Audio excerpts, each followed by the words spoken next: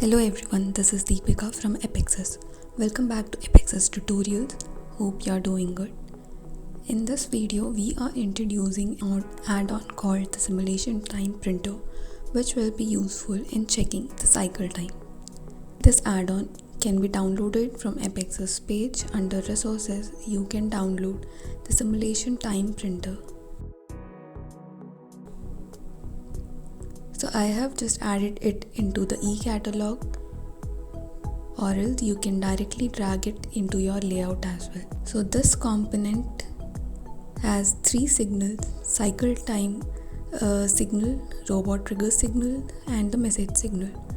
So whenever we send signal to the cycle time, if we give the value as true, there will be a cycle start time, and if we give the false, that means cycle end time.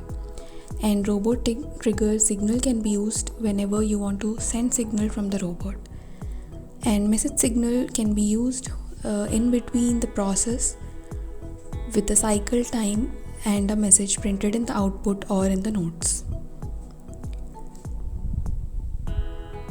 So here under the component properties, we have the notes. All the values will be added here. So in this, I have just built a small palletizing layout using operator and robot. So we will be checking two cases: when the machine is in failure state and when it is in automatic repair state. So whenever we get a cylindrical component at the end of the conveyor, we add a signal called the cycle signal. So from the statements, add signal, select the component, select the signal as cycle signal and the value as true. So this will indicate the cycle start time.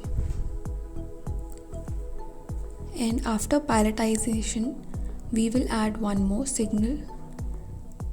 Select the component, select the signal as cycle signal, and this time the value will be false.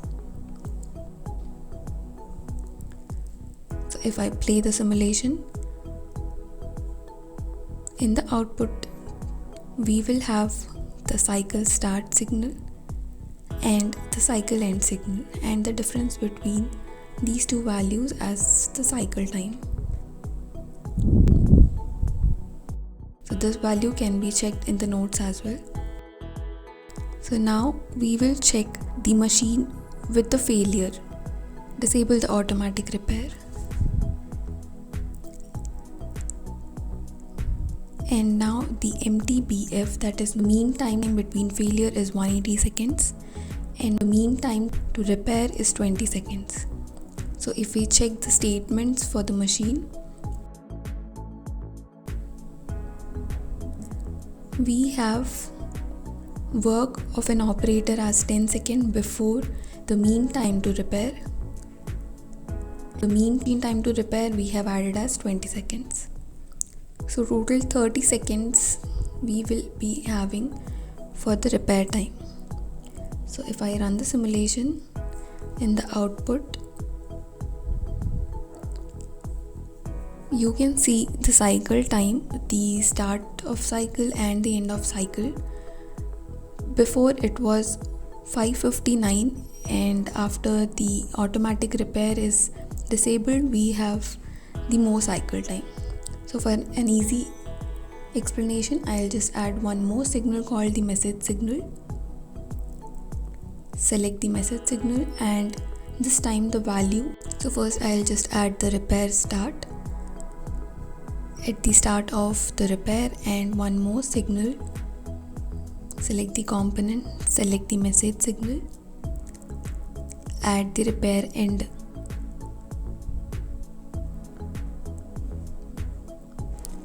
So now if we check our simulation, so in the output window we have the cycle start time and the repair start and repair end time as well. So if we check the difference between the start time and the end time, it is around 40 seconds. So in the machine we have given the mean time to repair as 20 seconds. Before the repair start, we have work as 10 seconds, and for the operator movement it is taking around 10 seconds. So total difference we are getting as 40 seconds, and this value you can check in the notes as well. Hope you understood the concept. This is the end of the tutorial.